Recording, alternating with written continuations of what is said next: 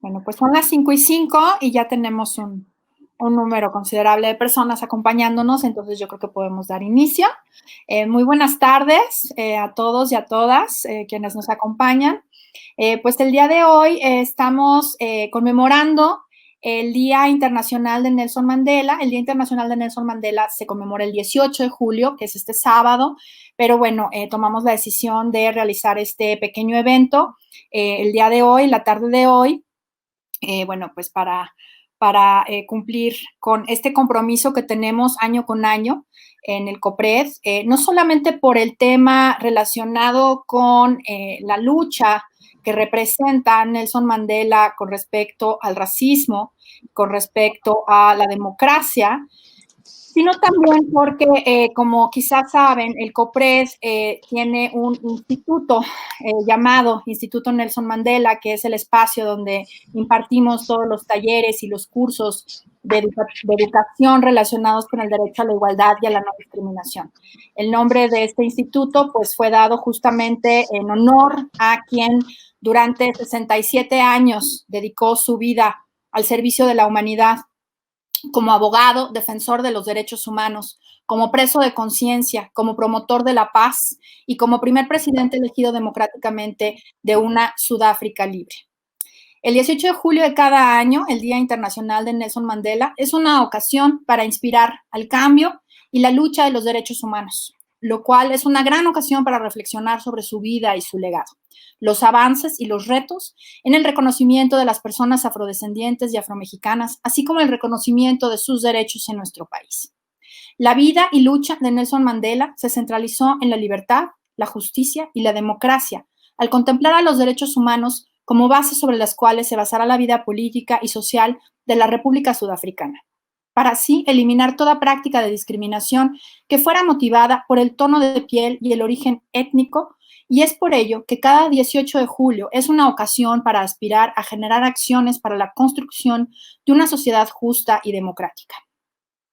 El COPRED, a través de su Instituto Nelson Mandela, Espacio para la Educación y la Formación en materia de igualdad y no discriminación, llama a todas las personas que habitan y que transitan por la Ciudad de México a seguir trabajando de manera conjunta por un cambio social a favor de los derechos humanos, las libertades, la justicia, la democracia y a la eliminación de actitudes y conductas discriminatorias, tomando como referente la lucha de figuras como Nelson Mandela.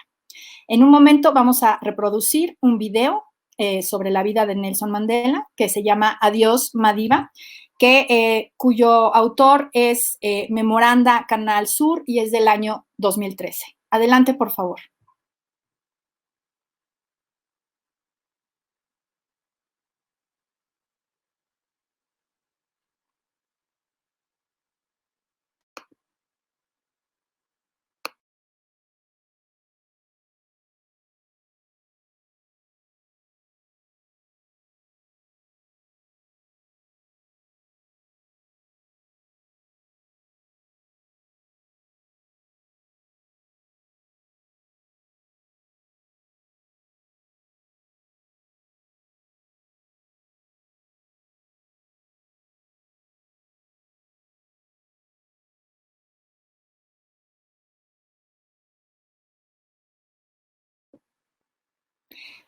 Ya va el video, parece que tuvimos algún problema técnico, pero ya estamos en eso. Ya va el video.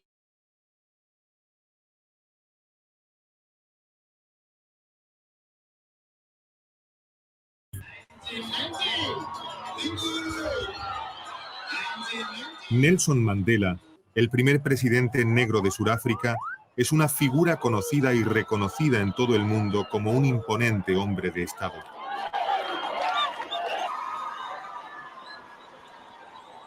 Llevó a su país desde el caos y la violencia hasta la democracia sin derramamiento de sangre.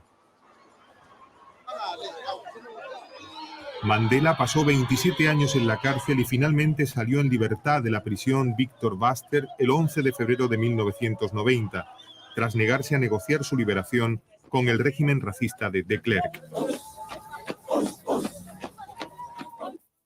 Mandela nació en la región de Transkei el 18 de julio de 1919.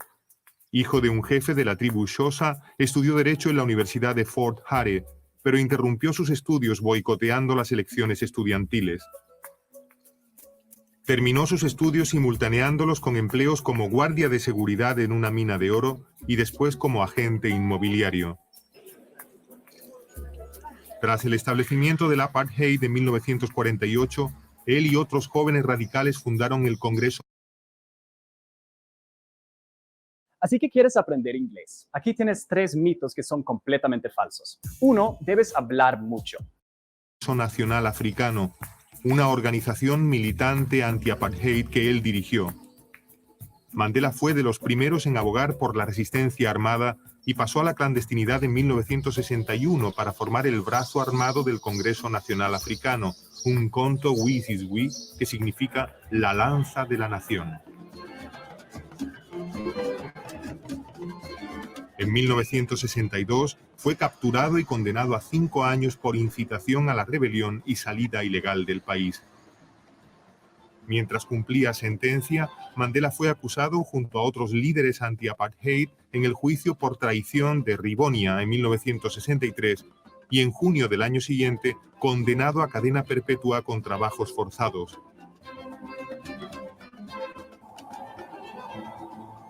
El encarcelamiento de Mandela comenzó a romper los esquemas en Robben Island, una isla en la bahía de Ciudad del Cabo, un penal famoso durante 200 años.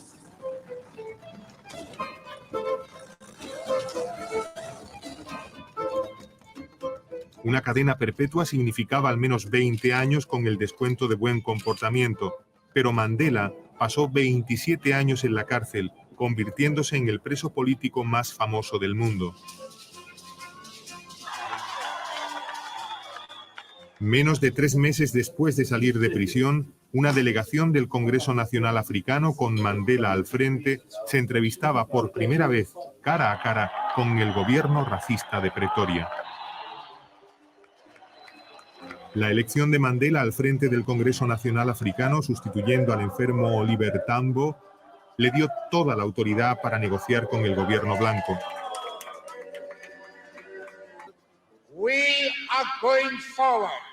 Vamos hacia adelante. La marcha hacia la libertad y la justicia es irreversible. He hablado mucho de la libertad durante mi vida. Vuestra lucha, vuestro compromiso y vuestra disciplina me han lanzado a estar hoy aquí ante vosotros.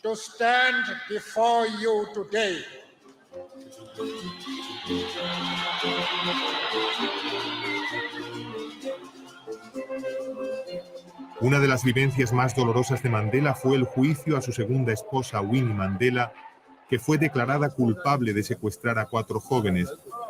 Se separó de ella en abril del 92, alegando motivos personales. En la audiencia pública de su divorcio en 1996, se conocieron detalles de relaciones de Winnie con hombres más jóvenes. Mandela y de Klerk recibieron el Premio Nobel de la Paz en 1993 en reconocimiento a sus esfuerzos para poner fin a la dominación blanca y convertir Sudáfrica en una democracia multirracial.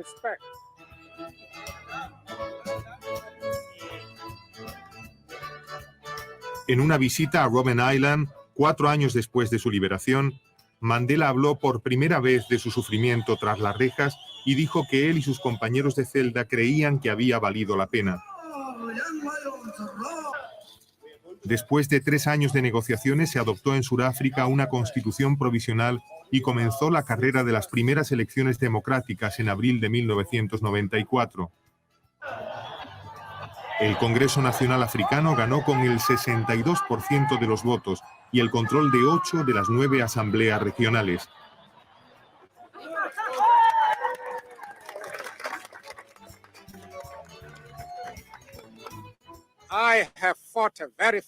He luchado con firmeza contra la dominación blanca y he luchado con firmeza contra la dominación negra. Valoro la idea de una nueva Sudáfrica donde todos los sudafricanos sean iguales. Will you please raise your right hand and say, "So help me God"? So help me God. El 10 de mayo de 1994, Nelson Mandela fue proclamado oficialmente como primer jefe de Estado negro de Sudáfrica ante la expectación del mundo entero. Millones de surafricanos negros ni siquiera se habían atrevido a soñar con un presidente como Mandela.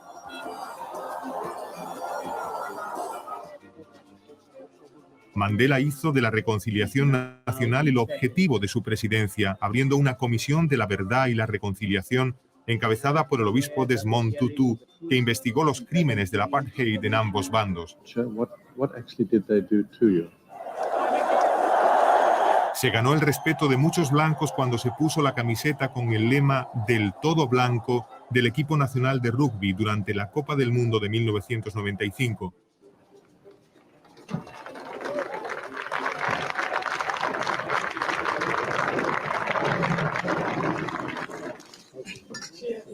A sus 80 años, en julio de 1998, Mandela se casó con su tercera esposa, Gracia Machel, la viuda del expresidente mozambiqueño Samora Machel. Al año siguiente, renunció para dar paso a una nueva generación de líderes encabezados por Thabo Mbeki.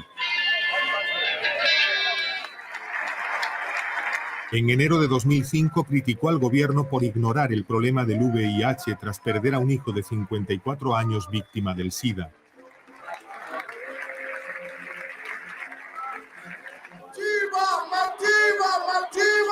En el verano de 2008, el 90 cumpleaños de Mandela fue el pretexto para numerosos homenajes internacionales.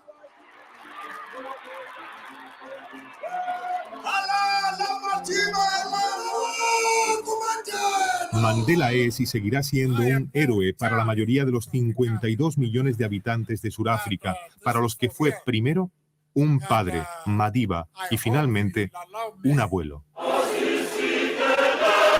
El abuelo de África.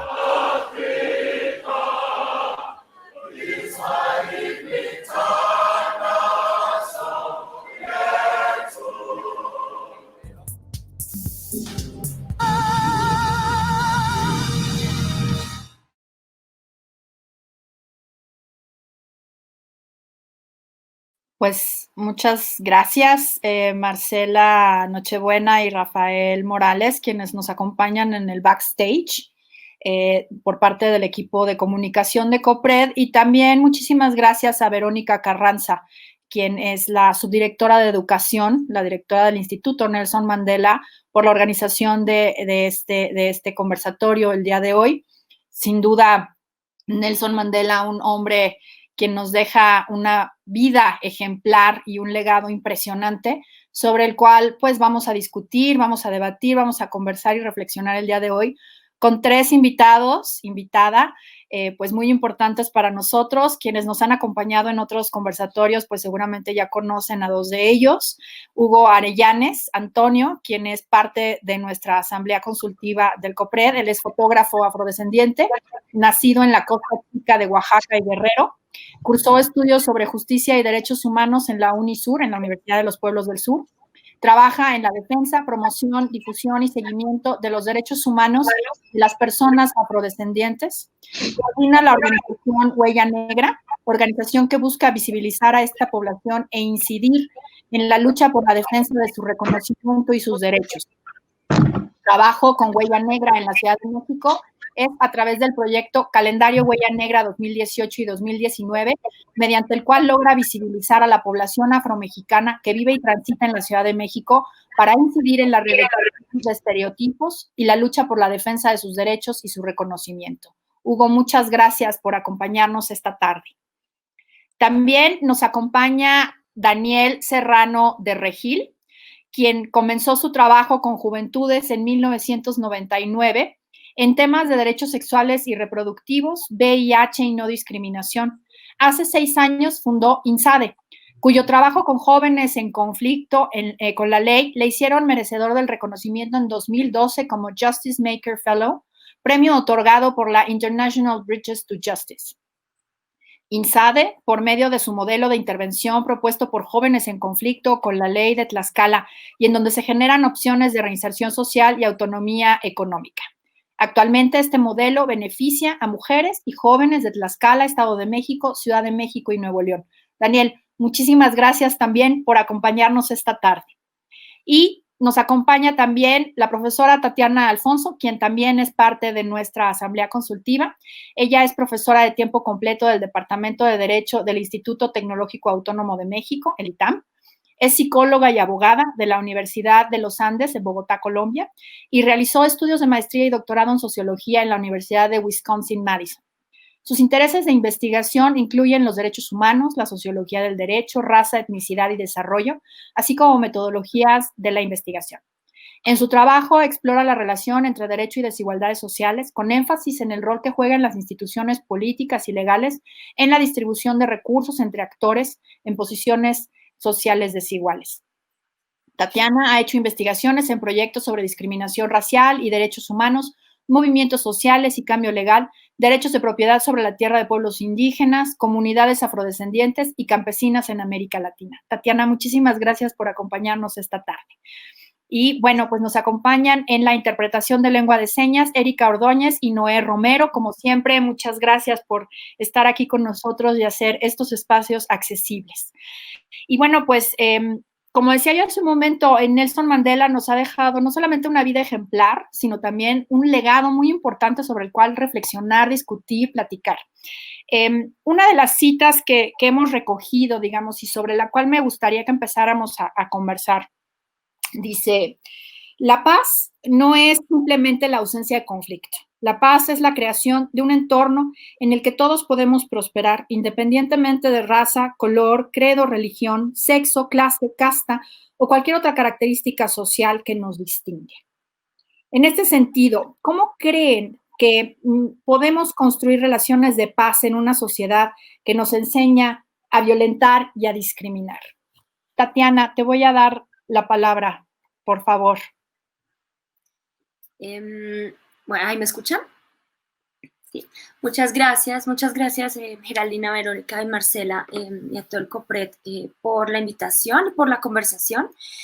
Yo creo que, digamos, justo jugando con esta idea amplia de paz, para entrar justo en la pregunta que tú planteas, si uno pues parte del supuesto que obviamente paz es justamente un contexto en el que tú tienes suficientes formas de inclusión de distintos grupos de población, por lo menos en dos niveles, ¿cierto? Como que no hay desigualdades que afecten el acceso a bienes, servicios, derechos y a posibilidades de desarrollo y de construcción de proyectos de vida, ¿cierto? Pero por otro lado también provees las condiciones para que los distintos grupos de población desde sus particularidades puedan ser incluidos en la sociedad. Yo creo que eso en términos, digamos, pensando en Nelson Mandela, cuya conmemoración evoca este conversatorio, ¿cierto? Tiene que ver justo con la idea de no solamente quedarse con un contexto en donde la paz es, bueno, igualdad formal, ¿cierto? Que es un poco como el contexto inicial del post-apartheid, sino que en ese contexto de paz, esas condiciones en las que las personas pueden desarrollar sus proyectos de vida, generen condiciones, provean condiciones para la real inclusión, que más allá de la fórmula, ¿cierto? Como que es la real inclusión, parece como un eslogan, pero más allá del eslogan, eso tiene que ver con políticas de reconocimiento, claramente, y políticas de redistribución, que es como una fórmula un poquito ya vieja, pero que parece que no logramos apuntalar muy bien en ciertas sociedades, en particular en sociedades liberales, en las que nos gusta negar, por un lado, que la raza como categoría social genera distinciones, que la etnicidad genera distinciones y que eso genera restricciones para que las personas accedan a ciertos derechos, bienes y servicios y que por tanto restringe sus posibilidades de construir un proyecto de vida en los términos en los que ellos quieren. Entonces creo que lo que implica justamente pues un concepto de paz más robusto es pensar distintas políticas de reconocimiento y redistribución, tanto material como simbólica y cultural, para que distintos grupos de población puedan desarrollar sus proyectos vitales en últimas, ¿no? Que va un poco más allá de la idea de todos accedemos a los mismos derechos en las mismas condiciones, ¿no? A veces se requiere accesos diferenciales, en particular para poblaciones históricamente marginadas y discriminadas. Vamos a requerir ese tipo de políticas públicas, de reconocimiento de derechos, de prácticas también de discursos que en términos educativos logren generar historias nacionales, por ejemplo, en donde reconozcamos el rol de las personas afrodescendientes, de las personas indígenas, etcétera, ¿no? Y creo que en ese sentido robusto y con esas herramientas de, bueno, vas generando igualdad formal, pero también condiciones diferenciales para el acceso, cuando pensamos en sociedades que efectivamente nos enseñan o que están construidas sobre las jerarquías raciales, sobre relaciones de subordinación, pues las instituciones juegan un rol fundamental, las instituciones en sentido amplio, ¿cierto? El sistema educativo, la forma en que el población y genera políticas incluyentes, de manera que ahí tienes como toda una ala institucional para construir como ese contexto de paz inclusiva con reconocimiento y redistribución, ¿no? Y luego, digamos, si tú logras tener un contexto así amplio en el que las instituciones pueden impulsar ese tipo de reconfiguración de las relaciones sociales, entonces ya puede uno como ir analizando prácticas más concretas, ¿no?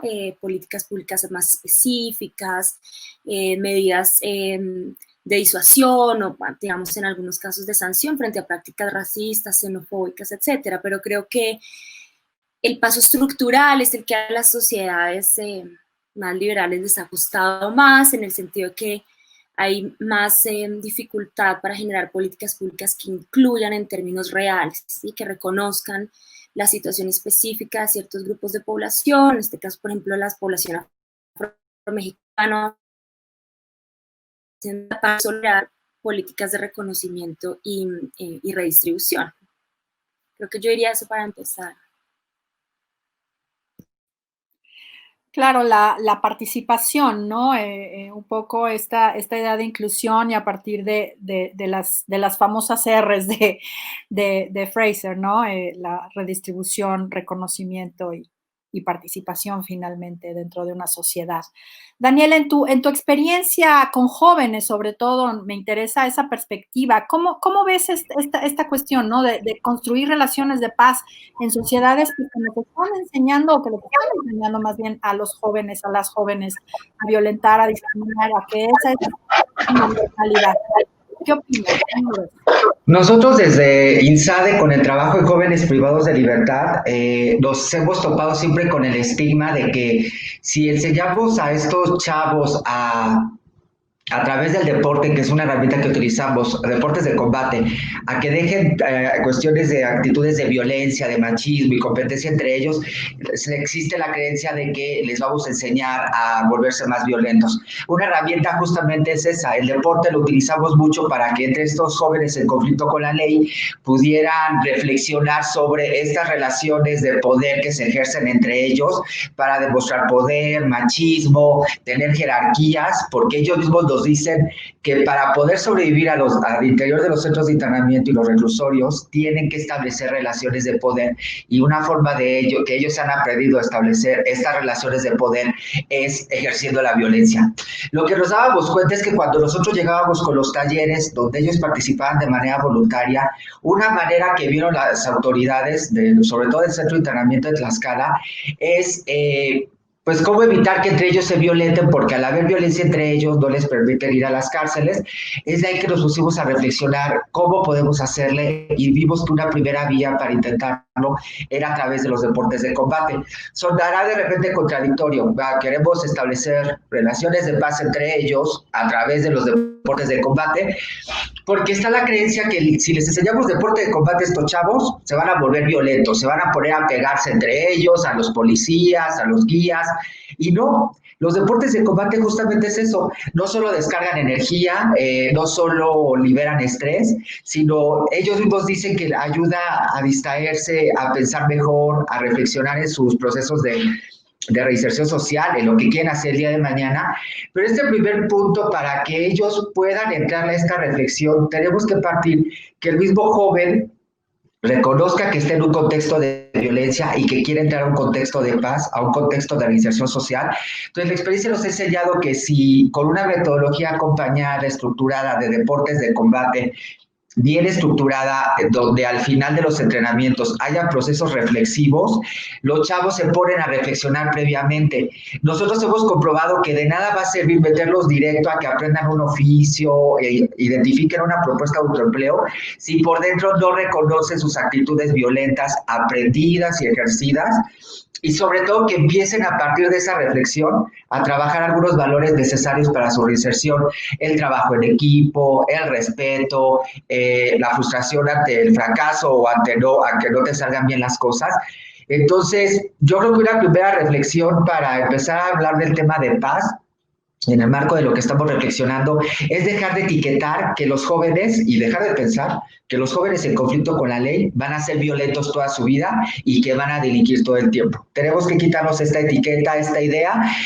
Reconocemos, porque los mismos jóvenes nos lo dicen de frente, yo saliendo voy a volver a delinquir, voy a volver a reincidir, pero hay chavos que de frente te dicen, estoy reconociendo que ya no quiero volver a esos contextos de violencia en los que yo estuve viviendo, ni de delincuencia, quiero reincorporarme a la sociedad, ayúdame. Con esas poblaciones son las que vale la pena trabajar, porque son las que están pidiendo ayuda. De nada sirve que llevemos a alguien obligado a un proceso de reinserción o de reflexión de procesos de paz, si no han reflexionado, no les ha caído el 20 de que es necesario deconstruirse y empezar a ejercer nuevas formas de relacionarse con los demás.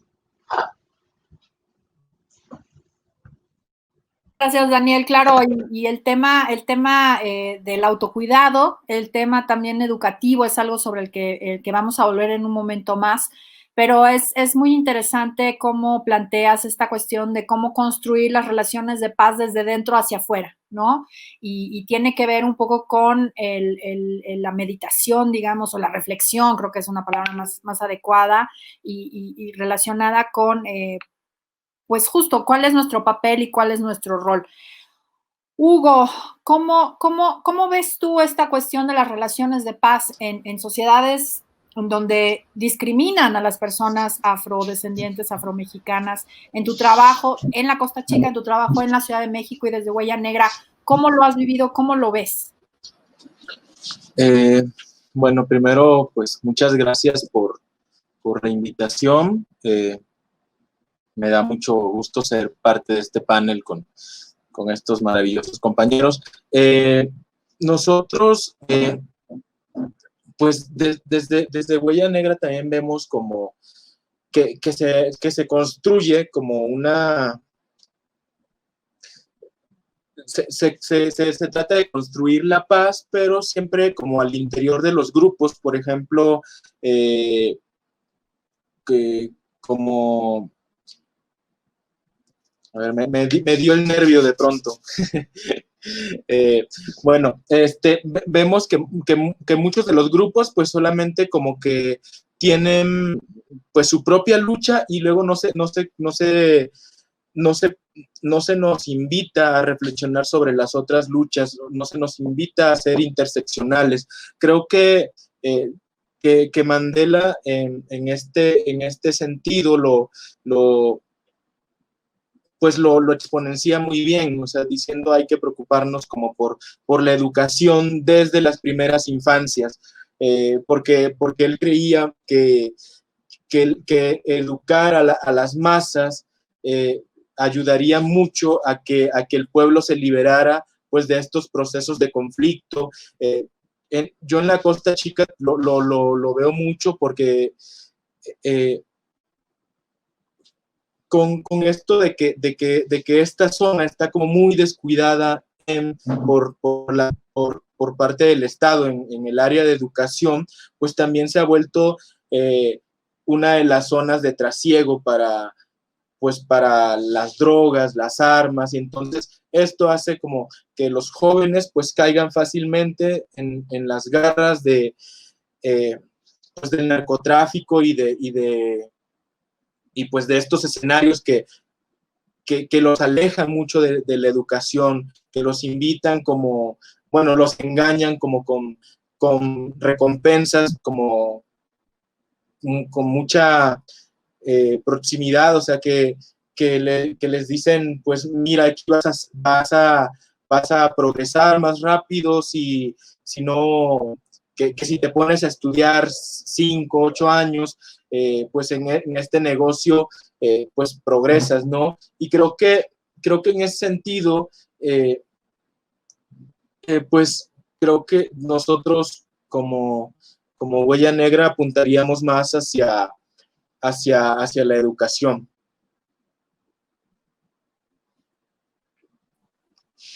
Sí, yo creo que el tema de la educación es fundamental y bueno, pues sabemos por supuesto que Nelson Mandela también era un gran abogado por la educación, ¿no? Tenemos acá también justamente en las citas que Verónica nos preparó para esta tarde, una cita de él mismo que dice: la educación es el arma más poderosa que puedes usar para cambiar el mundo. Y justo cuando estaba yo preparando esto, leía yo esta cuestión de la educación como el arma más poderosa y pensaba yo en otra persona que recibió el Premio Nobel de la Paz en 2014, Malala Yousafzai, que también justamente, bueno, pues ganó el Premio Nobel por su trayectoria siendo tan joven en su lucha por la educación y cómo la educación es justamente pues un arma que a veces se ve como una amenaza, ¿no? Y ella, pues precisamente en su lecture de recepción del premio, hablaba de que ese premio no era solamente para ella, sino que era para todos los niños y niñas que querían educación y cómo la educación se convierte en un arma, si se puede decir, para la paz. En ese sentido, bueno, pues me parece muy, muy importante reflexionar sobre las acciones que se han adoptado para los grupos racializados, para los grupos excluidos, para personas privadas de su libertad, que muchas veces cruza la intersección con la racialización. Tatiana, ¿qué acciones crees que se han adoptado para estos grupos y cómo es que estas van abonando en la construcción de una sociedad justa y democrática? Bueno, yo creo que hay más escasos las acciones, ¿no? Más escasas las acciones.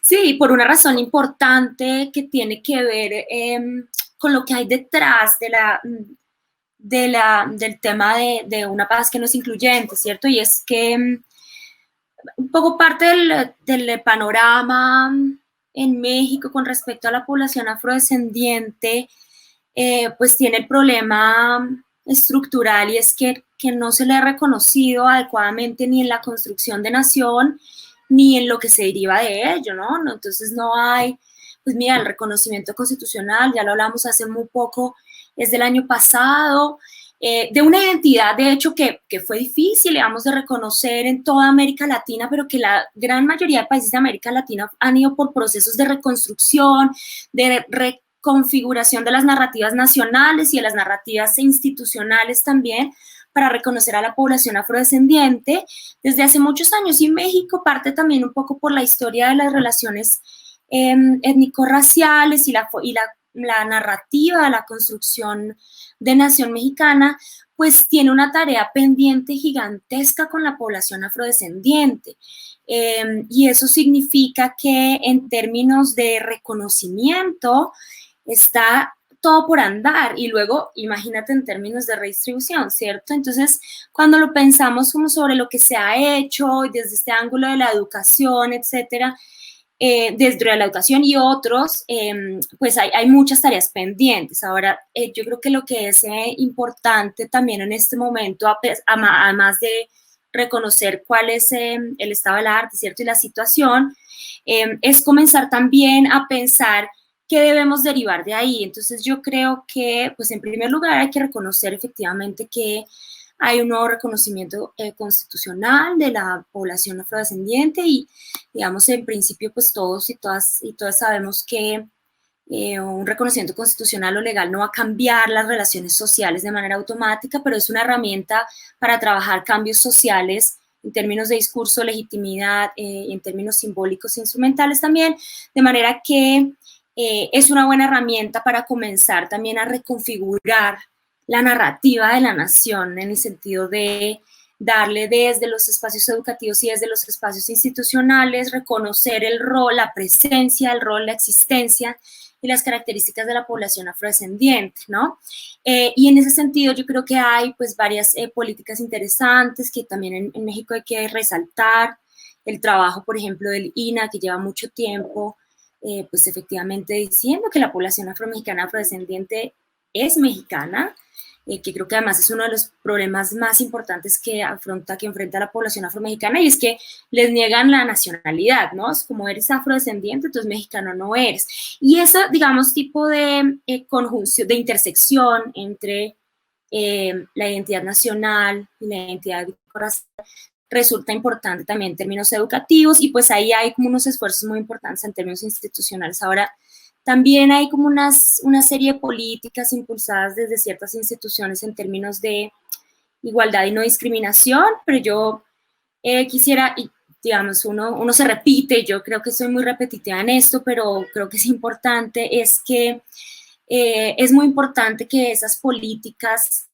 trasciendan el discurso de la igualdad y no discriminación clásico de los derechos humanos que tenemos para reconocer la situación y la dimensión estructural en términos de política pública y en términos educativos, que significa en última reconocer que el problema detrás muchas veces responde a estructuras racializadas y a prácticas y a discursos racistas. Entonces eso significa que un poco, si bien hay políticas que tratan de combatir en términos de igualdad y no discriminación la situación de la población afrodescendiente, creo que vale la pena también pensar la forma en que podemos atravesar lo estructural, es decir, comenzar a reconocer en dónde hay discursos racistas de subordinación, de jerarquías construidas a partir de características étnico-raciales y cambiarlas. Y eso va como en el discurso, en la forma en que formulas la política pública, y va mucho más allá de cosas que efectivamente se hacen, que tienen que ver con reconocer hechos racistas, actos racistas, ¿no?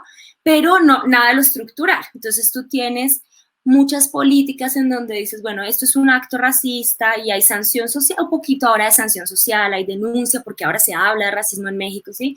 Pero al mismo tiempo tienes políticas públicas enteras que jerarquizan a las poblaciones, poniendo a la población afrodescendiente por debajo o a la población indígena, y no lo reconoces como estructural. Entonces creo que hay que comenzar a complementar eso que ya existe con los actos puntuales de sanción, o bien social o bien institucional, de actos discriminatorios, no solamente con campañas educativas en el sentido de crear nuevos discursos, sino también de reconocer el aspecto estructural. ¿Para qué? Para que cuando tú visibilizas el rol, la presencia de una población y la reconfiguras, pues estás atacando elementos estructurales que tienden o que están orientados por lo menos a eliminar estigmas y a crear contextos de oportunidades reales con base en las necesidades y las capacidades de las personas, ¿no? Y creo que en ese sentido, por ejemplo, la Ciudad de México, que tiene también un camino amplio por recorrer, pues ahí va, ¿cierto? Un poquito, a diferencia de pues de otras entidades federativas, mucho más claro, con políticas que tratan de reconfigurar, que tratan de hacer visible de las dimensiones estructurales de la desigualdad y eliminar estigmatización, ¿no? Y creo que eso justamente va contribuyendo a lo estructural, porque el día, digamos, que a través de la combinación entre herramientas educativas no en el sentido formal, ¿cierto?, sino educativas en el sentido amplio, combinadas con esas otras políticas, vas a lograr, eventualmente logras cambiar estructuras sociales de subordinación y jerarquía. Educación en un sentido mucho más amplio, no escolarizada, digamos, ¿no? En este sentido, que se convierte, pues, en una herramienta positiva y al mismo tiempo en una herramienta negativa, ¿no? Retomando un poco la cuestión de quien no tiene acceso a la educación, quien no tiene acceso a la información, pues continúa en un estado de subordinación e invisibilización también, ¿no? Un poco este juego. Hugo, me gustaría saber cuál consideras que es el mayor obstáculo para el avance de este tipo de agendas, sobre todo en relación con la población afro.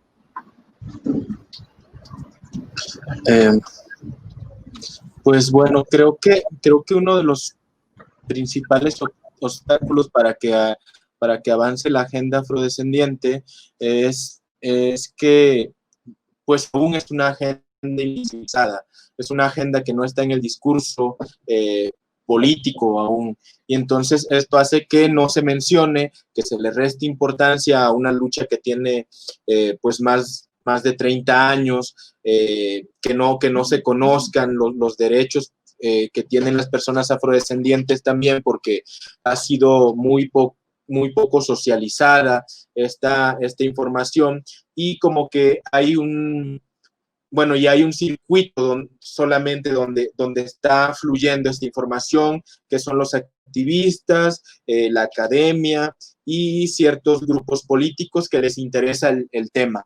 Entonces, en este sentido, creo que sí, que debe hacerse pues más accesible para la población en general, tanto afrodescendiente como no afrodescendiente también, porque si no caemos como en la trampa en la que podemos estar nosotros como afrodescendientes pues muy informados sobre pues todas estas iniciativas que se han estado impulsando, sobre las políticas públicas que se van a generar, pero si la demás población que no es afrodescendiente no está enterada, pues es un poco difícil que se pueda avanzar como en conjunto, porque entonces no hay como empatía de estos otros grupos que en muchos de los casos están en los espacios de toma de decisiones.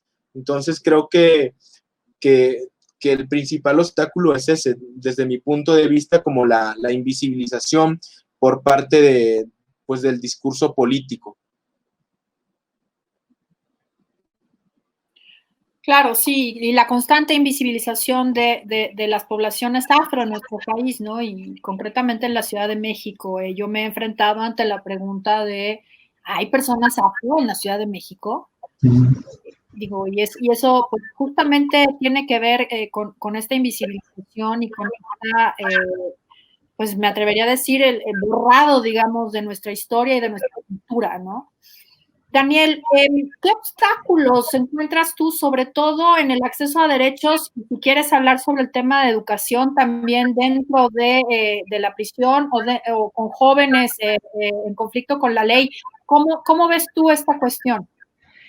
Fíjate que más que hablar del obstáculo de acceso a derechos al interior de centros de internamiento reclusorios, las mismas poblaciones nos dicen que el reto real, si bien tienen que sobrevivir al interior de los contextos de encierro, el reto fuerte se presenta afuera, porque para empezar se enfrentan a un primer miedo. Ellos dicen, yo adentro lo era todo, yo lo movía todo, y afuera no solo me tengo que enfrentar a ese contexto de discriminación, de contextos que van a vulnerar mis derechos, sino también enfrentarme a qué voy a hacer con respecto a, pues ahora que estoy afuera, ¿qué va a hacer ahora de mí en la cuestión del trabajo? ¿Cómo me van a ver? ¿Tengo que decir qué onda con mis antecedentes penales? Y en ese sentido, tanto en jóvenes como con adultos, el principal obstáculo que se enfrentan cuando salen afuera es la famosa carta de antecedentes no penales. Tenemos, y lo comenté en una reunión en la que estuve contigo, Geraldina, y otros colegas en el tema de reinserción, nos estamos enfrentando a un problema de que empresas que no son socialmente responsables, que no tienen prácticas de inclusión al interior de las empresas, están no solo solicitando la carta de antecedentes penales, sino que también los estamos dando cuenta que la están solicitando sin la autorización de la propia persona interesada. O sea, es un dato personal que está siendo consultado sin la autorización de la propia persona interesada, y tenemos ahí por lo menos entre 10 y 20 testimonios de que nos comentan que fueron a pedir trabajo, pasaron por todas las fases y que de repente les llaman y ellos van contentos esperando una respuesta favorable hacia el empleo. Y se topa con que no es así, y se topa no solo con que hay negativa al empleo, sino hay una humillación directa diciendo, me di cuenta que tú estuviste en la cárcel y por lo tanto no te contrato. Entonces ellos dicen, ¿cuál era la necesidad de hacerme venir hasta acá, humillarme y hacerme ver y recordarme mi pasado? Y la sorpresa que ellos se llevaron es, ¿quién les dio mis datos? ¿Por qué les están dando mis datos? ¿Y yo por qué tengo que enfrentarme a esta humillación? Entonces, ¿qué es lo que pasa en el caso de nuestros beneficiarios en INSADE? La mayoría prefiere emprender por su cuenta, tener su propio micronegocio, poner su propio negocio en su comunidad de donde es de origen. No tienen interés en entrar a estas empresas justamente por este estigma de discriminación, porque supongamos que los aceptan sabiendo los antecedentes penales en un ambiente de confianza. También sabemos de de casos donde se enfrentan pues a los chismes de los mismos compañeros de trabajo, les inventan robos, se pierden cosas, y ¿quién es la primera persona en la que piensan? Pues la persona que recién salió de la cárcel. Entonces el verdadero reto se viene afuera con ellos. Yo la verdad que quisiera destacar dos cuestiones rápidas que se está haciendo desde el gobierno local y federal, porque estamos acostumbrados a criticar todo lo malo, pero no reconocemos lo que se está haciendo bien. Por un lado está el programa de impulso laboral del Instituto de Reinserción Social, donde a través de este programa social han canalizado a jóvenes y adultos que salieron de los contextos de encierro para que estén en un programa de 3 meses adquiriendo habilidades sociolaborales. INSAD es una de las asociaciones que forma parte del impulso laboral y nos han canalizado jóvenes. Y a nivel federal, algo que le tengo que reconocer a la Secretaría del Trabajo es que dio apertura a través del programa Jóvenes Construyendo el Futuro. Algunas organizaciones firmamos un convenio especial, de tal manera que pudiéramos recibir jóvenes que estuvieron en conflicto con la ley para que durante un año adquieran experiencia laboral con nosotros, y en un momento dado o ofrecerles trabajo o vincularlos con otros actores sociales que puedan brindarles empleo. En el caso de nosotros, lo que hemos visto a través de Impulso Laboral y Jóvenes Construyendo el Futuro es que justamente pues, los chavos entraron a estos programas a partir de escucharlos y ellos manifestar interés en dónde se querían desarrollar, no imponerlos a partir de lo que nosotros consideramos ideal en términos laborales y educativos. Y entonces, si queremos también estar hablando de contextos de paz y todo esto en el marco de lo que estamos dialogando, tenemos también que partir de la idea de que las necesidades de reinserción social de jóvenes y adultos son diferentes entre géneros y edades, pero que podemos construirla de la mano de ellos sin dar por hecho que nosotros consideramos, tengo que dar deporte porque lo necesitas, tienes que ir a tomar esta terapia porque lo requieres. Por supuesto, hay recomendaciones de autoridades en cuestiones de contextos de drogas, contextos de terapia familiar o terapia personal, pero la experiencia nos ha enseñado que construir estas relaciones de paz, estas habilidades educativas, para el enfoque de su reinserción social y autonomía económica, surte mejores resultados si hay participación voluntaria de ellas y de ellos, y si estas opciones de reinserción las construimos de la mano de ellos en base a sus necesidades de generar ingresos. Gracias, Daniel. Oye, antes de pasar con Tatiana y con Hugo, quisiera aprovechar un poco que estamos en este tema. ¿Qué otras estrategias consideras que deberíamos de implementar? Concretamente, por ejemplo, nosotros desde el Consejo, seguramente lo sabes porque creo que lo comentamos justo en esa reunión, el tema, por ejemplo, de la credencial para votar, ¿no? Si bien los jóvenes, adolescentes en conflicto con la ley penal, pues todavía no tienen una INE y no es un problema, digamos, que les atañe a ellos de manera directa, pero puede llegar a incidir en su inserción. Pero para las personas adultas, este tema de la credencial es una cuestión que es realmente sencilla, o sea, se antoja sencilla de resolver porque se suspenden los derechos político-electorales una vez que se emite una sentencia condenatoria en materia penal, y entonces se les retira la credencial para votar a las personas privadas de la libertad. Eso incide en su reinserción cuando salen, porque no tienen una identificación, y en México no tenemos un carnet de identidad, no tenemos una identificación, y el hecho de que no tengan INE les cierra muchísimas puertas. Pongo esto sobre la mesa porque es un problema muy grande que realmente puede tener una solución tan fácil como que sé que en el Tribunal Superior de la Ciudad de México algunos jueces ya están poniendo en sus sentencias que no se les retire la INE. Por ejemplo, tuvimos alguna reunión en la Secretaría de Gobernación junto con el Instituto de Reinserción Social y el Instituto Nacional Electoral para ver este tema, porque realmente es una cuestión de pues digamos, de visibilizar y resolver el problema que es muy grande para las personas que salen de prisión, pero se puede resolver muy fácil. ¿Qué otras cosas consideras tú que se podrían hacer, y concretamente para los jóvenes? Porque yo creo que me parece, o sea, no digo que otras personas no merezcan esta atención, pero creo que los jóvenes en conflicto con la ley penal, pues deberían de preocuparnos, porque al final del día, como decíamos al principio de esta charla, ¿no? Es una sociedad que te enseña la violencia. Entonces, ¿qué podemos hacer como Ciudad de México para levantar estos obstáculos para la reinserción? Lo que nosotros hemos visto es que la recomendación que hacemos más bien es tratar de invitar a otros actores sociales que se sumen a abonar al tema de reinserción social. Nosotros en el programa que tenemos en INSADE, que lo construimos con Alterbyte y ha estado acompañándonos en el Instituto de Reinserción, nos hemos dado cuenta que, por ejemplo, perdón si digo marcas, pero si tengo que mencionarlas, las aulas, por ejemplo, digitales de Telmex le han entrado para enseñarles habilidades computacionales y es un trabajo voluntario que nunca podríamos pagar porque es algo carísimo.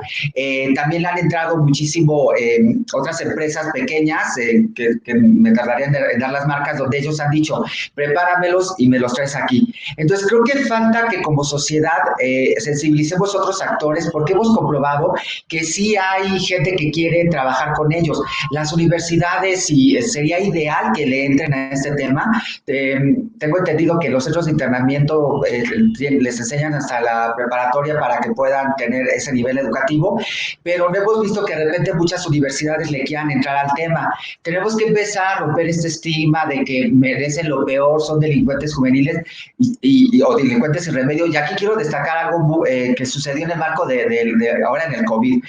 Se estaban hablando de preliberaciones para a ciertos grupos poblacionales que estaban en contexto de encierro, que estaban en riesgo ante el COVID. Y nunca voy a olvidar cuando estábamos viendo mi equipo y yo el tema el anuncio que estaba haciendo la jefa de gobierno, y cómo en vivo los comentarios de todo el mundo diciendo, esa gente debe morirse, debe quedarse así en la cárcel, en ellos hay que experimentar la vacuna. Entonces pareciera que salieron del closet la gente que le tiene miedo a estas personas. De hecho, nos hemos topado también con organismos de derechos humanos que quieren ayudar a estos chavos, y a la hora de dialogar nos salen con que pues ellos se equivocaron, merecen devolver lo que hicieron a la sociedad porque se equivocaron, hicieron mucho daño. De nada sirve que queramos ayudarlos si partimos con este pensamiento de que son delincuentes juveniles sin remedio, que pues sí, en efecto hicieron un daño, pero están pidiendo una segunda oportunidad al integrarse al impulso laboral, a Jóvenes Construyendo y diversos programas de muchos de mis colegas.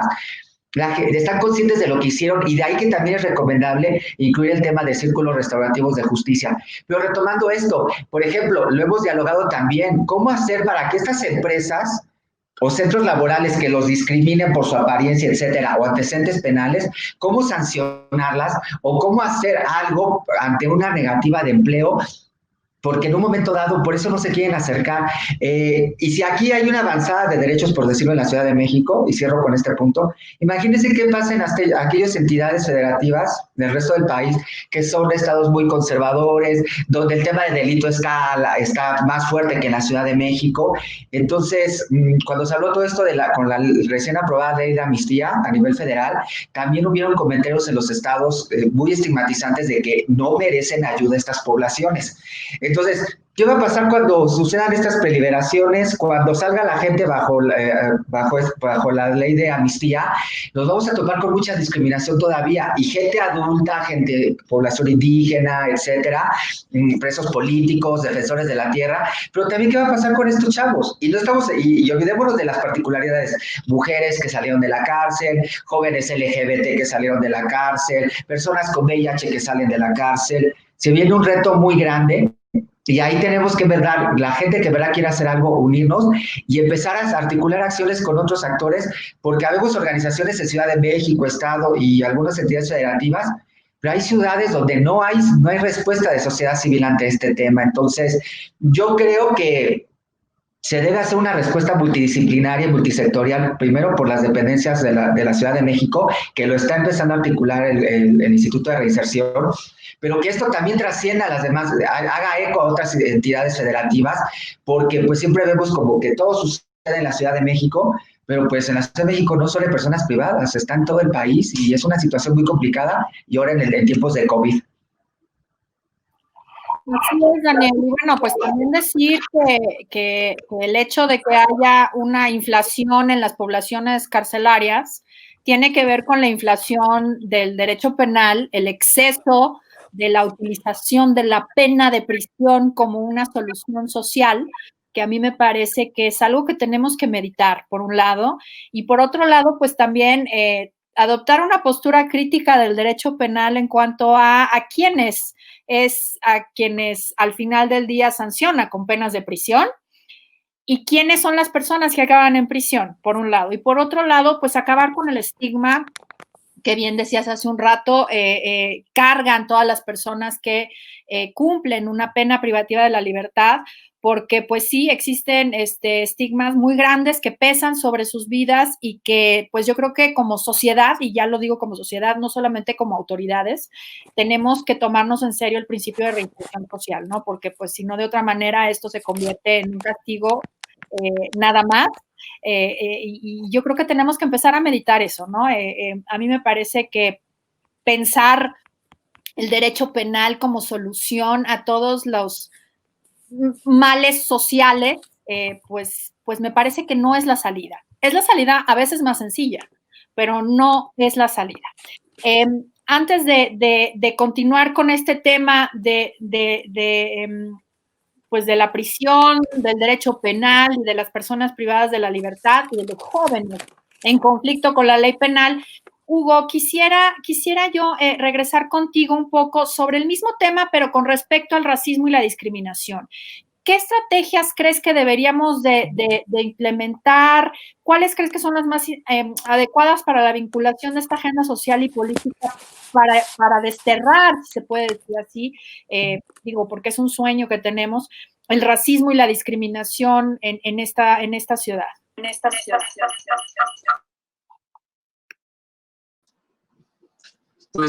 Pues yo creo que bueno, estamos como partiendo de un buen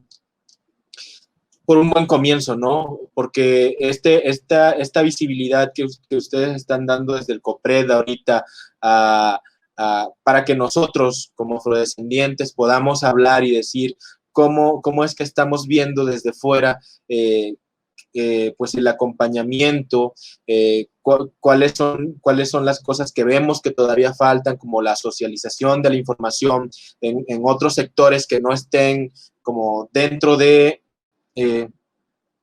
pues de estas organizaciones que estén pues que estén como dedicadas, ¿no? A vigilar o a promover los derechos de las personas afrodescendientes.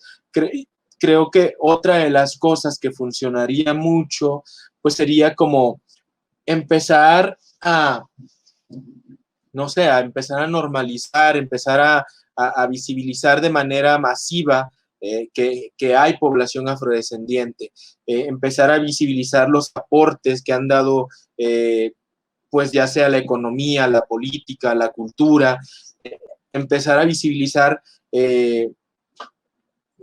cómo son las personas afrodescendientes también, porque también se cae mucho en el estereotipo de que las personas afrodescendientes debemos de cumplir con ciertos rasgos fenotípicos e incluso a veces hasta de carácter, que si somos afrodescendientes, no sé, un ejemplo básico es que tenemos que saber bailar, y creo que pues si empezamos pues por derribar como estos estereotipos que están ahí girando en torno a la figura de lo que es la y el afrodescendiente, pues podemos dar como un gran paso hacia pues a un mundo pues ya más libre de discriminación y racismo. Creo que también, no sé, igual como generar, bueno, como darle a los organismos que se encargan de cuidar que no se discrimine y se racialice a las personas, pues darle las herramientas para que puedan sancionar a las personas que ejercen el racismo. Pues esa sería como mi aportación por el momento. Gracias, Hugo. Sí, bueno, quiero aprovechar para que las personas que nos están viendo, bueno, pues sepan que también todos estos actos de discriminación pueden ser, por supuesto, denunciados ante el COPRED, y justo, bueno, pues una de las vías que nosotros tenemos para el cambio cultural es precisamente a través de la denuncia. Y retomo un poquito algo que decía Daniel hace un momento sobre los temas de justicia restaurativa, porque es justamente la manera en la que opera el mecanismo de atención del COPRED, ¿no?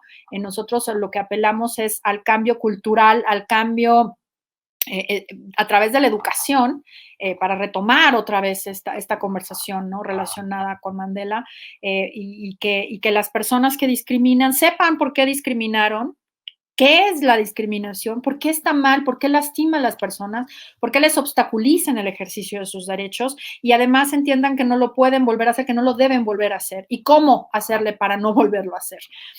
Quiero también hacerles un comentario muy rápido con respecto a lo que decía Hugo hace un momento sobre el entender y no estereotipar a las personas afro. Y tiene que ver con respecto al censo. La última conversación que tuvimos con Tatiana y con Hugo estaba relacionada justamente con la discriminación y sobre todo los impactos diferenciados hacia personas afrodescendientes en México por la COVID. Y salió en la conversación el tema del censo. Con esta preocupación buscamos a las personas del INEGI para entender qué es lo que pasa, qué pasaba con el censo, porque había algunas denuncias por ahí en redes de que no se estaba haciendo bien la pregunta o no se hacía la pregunta, y nos estaba preocupando esto porque justamente pues el hecho de no tener datos y no tener cifras claras sobre la población afro, pues impide un diseño adecuado de políticas públicas. Y les quiero contar que lo que nos platicaron los compañeros, los colegas del INEGI, es que el problema es que justo lo que decía Hugo, no hay una visibilización sobre la población afrodescendiente en México, y era muy difícil hacer la pregunta porque había dos tipos de respuestas, básicamente. Ante la pregunta del censor o la censora, ¿usted es o se autoidentifica como afrodescendiente o afromexicano? No sabían las personas a qué se refería el encuestador con esta pregunta.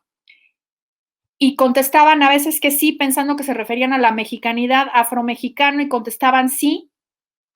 Y por otro lado había gente que se ofendía. Y según nos platican los colegas del INEGI, hubo muchos encuestadores que fueron inclusive golpeados por personas por haberles preguntado si eran afrodescendientes, afromexicanos o negros. Y esto a mí me parece que es gravísimo y nos refleja justamente el tamaño de los prejuicios que existen en contra de la población afro en nuestro país.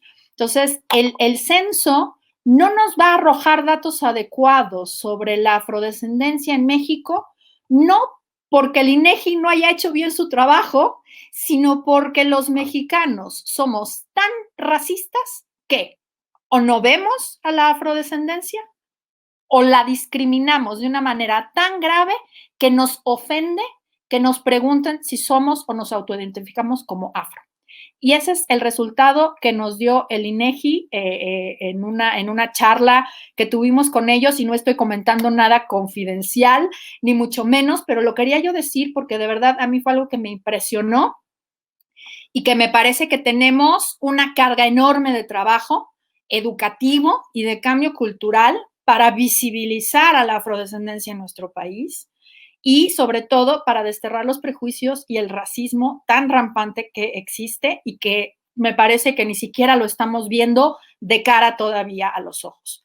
Tatiana, sobre esto, ¿qué hacemos? ¿Qué elementos consideras que son necesarios en la agenda pública para combatir el racismo y la xenofobia, y sobre todo de cara a esto que te acabo de platicar? ¿Cómo la ves?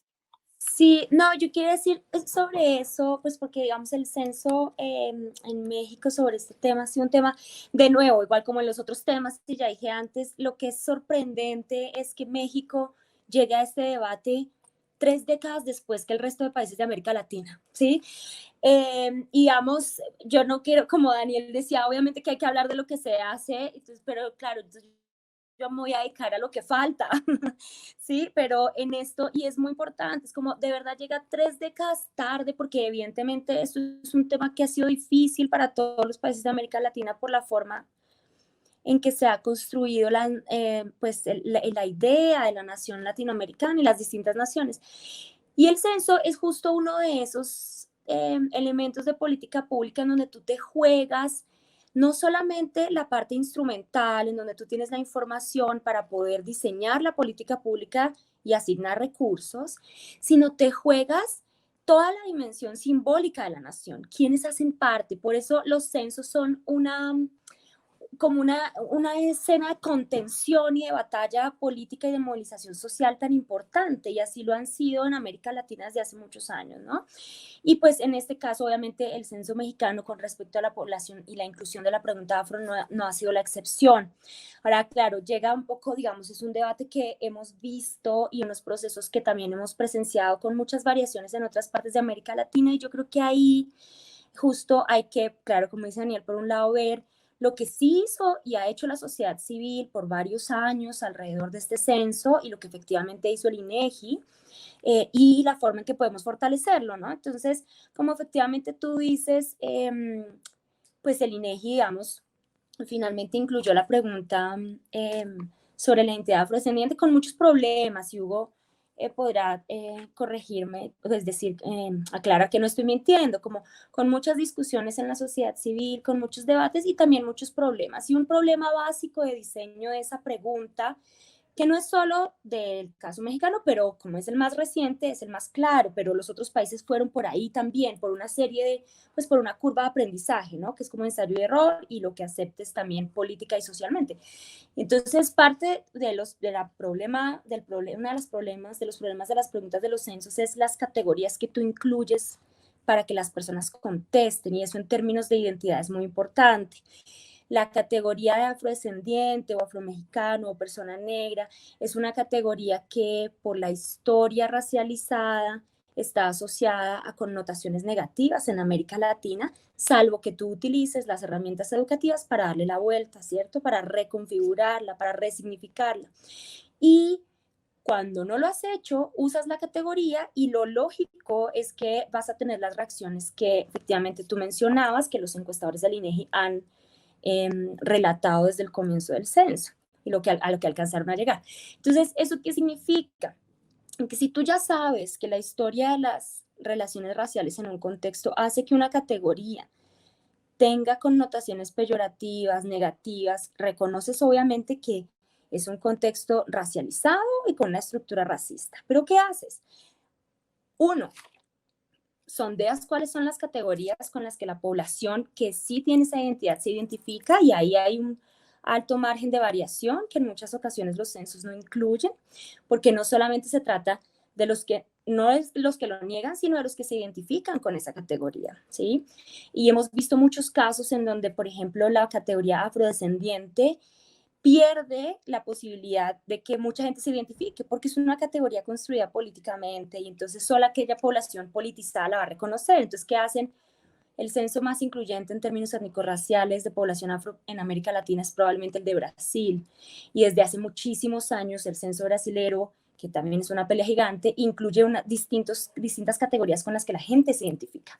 Y aquí, digamos, parte de esa variación, un poco tenemos la tarea pendiente de seguirla como explorando para poder contribuir mejor, ¿cierto? Y por otro lado, digamos, tienes toda la población que no se identifica y entonces lo va a negar, eventualmente se va a ofender, y tenemos todos esos actos de violencia contra las personas encuestadoras del INEGI.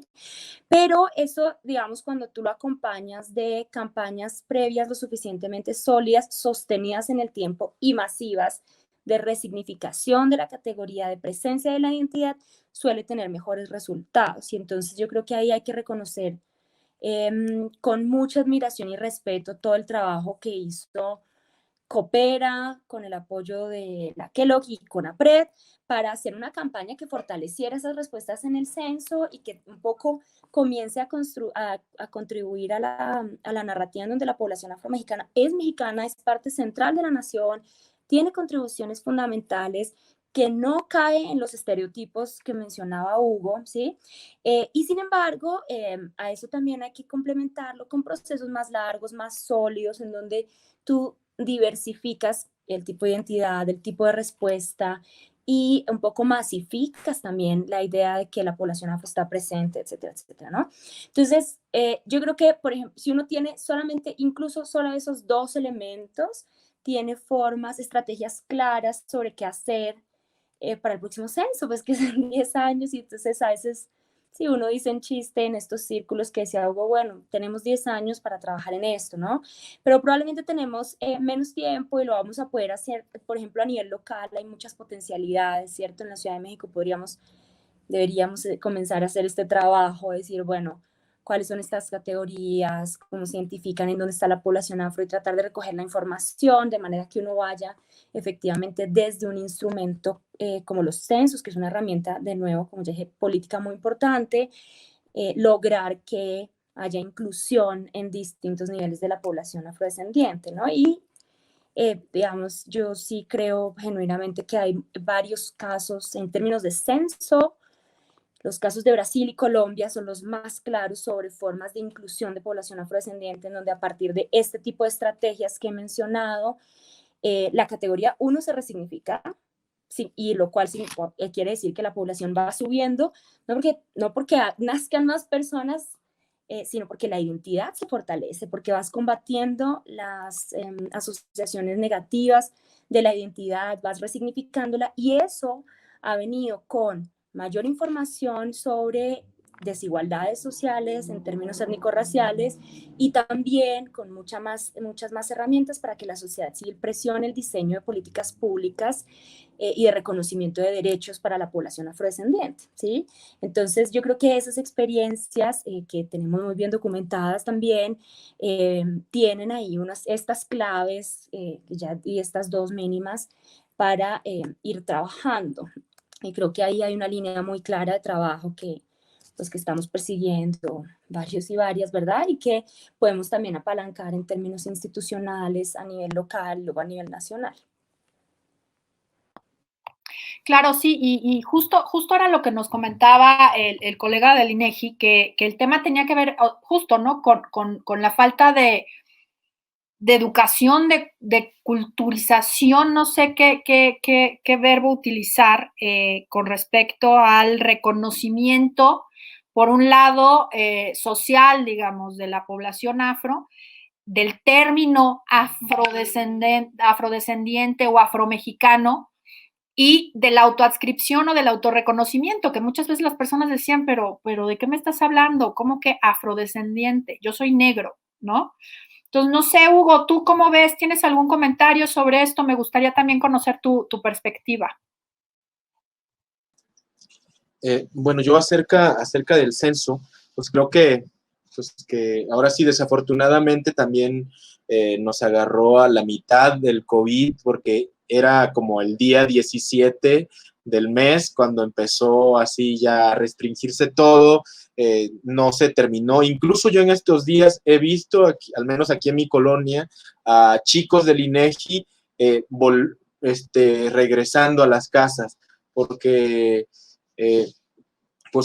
porque el censo se había quedado inconcluso en muchas partes. Entonces, en este sentido, creo que pues no es como echarle la culpa al INEGI, pero creo que sí faltó por parte de ellos pues trabajar mucho con su personal, porque el personal, a la hora que la gente pues también los increpaba y decía, oye, pero es que yo no soy negro, no me puedes hacer esa pregunta, los chicos, los encuestadores, las chicas encuestadoras, pues no sabían cómo responder, porque incluso ellos mismos no conocían el término, no podían explicarlo. A Huella Negra nos estuvieron llegando pues solicitudes de encuestadores y encuestadoras, pues para que les diéramos como un pequeño speech para que se lo pudieran decir a las personas, ¿no? Y que las personas pues al menos se cuestionaran en verdad si eran afrodescendientes o no. Como resultado, estos chicos que estuvieron escribiendo, pues nos contaban después que había sido pues mucho más fácil explicarles el contexto histórico de la población afrodescendiente en pocas palabras a las personas, y entonces ya las personas decidían pues su respuesta, pero informados, decían, pues no soy afrodescendiente, o sí soy afrodescendiente, porque entendían un poco más. Entonces creo que en ese sentido sí faltó como pues preparación del personal del INEGI. También faltó una campaña pues con mucho más tiempo, la que se hizo desde el colectivo Coopera con ayuda de las organizaciones y del CONAPRED, estuvo muy bien, pero fue una campaña muy, muy corta. Entonces, en este sentido, pues mucha de la gente no logró enterarse porque, por ejemplo, en la Costa Chica ya ya habían pasado 10 días del censo y los materiales que se habían hecho de esta campaña apenas empezaban a llegar. Entonces, como que toda esta información, creo que sí, por parte, no sé, por parte pues del INEGI, creo que sí faltó que se distribuyera más pues la información sobre la inclusión de esta nueva pregunta.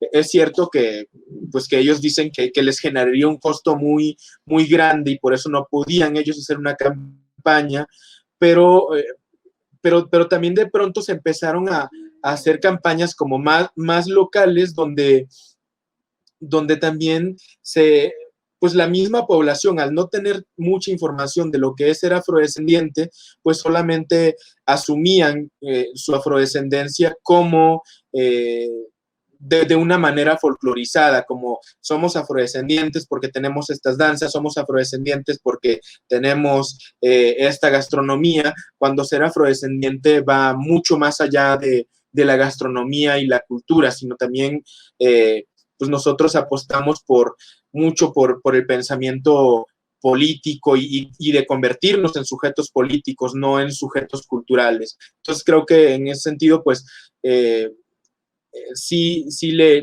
hizo falta como más difusión a la campaña y más información para las personas que no son afrodescendientes, porque también se daba el caso de que las campañas solamente estaban en poblaciones afrodescendientes. Entonces, como que los demás lugares donde no hay población que se reconozca como afrodescendientes, no había campaña. También nos contaban los encuestadores que el algoritmo que les había dado el INEGI solamente te lanzaba la pregunta si te considerabas afrodescendiente o afromexicano, si en caso mencionabas, no sé, que tenías familiares en Veracruz, Oaxaca y Guerrero, y entonces que si no aparecía ninguno de estos tres estados, que también son como los estereotipos de que solo ahí en estos estados hay afrodescendientes, el algoritmo no te lanzaba la pregunta, entonces tenías que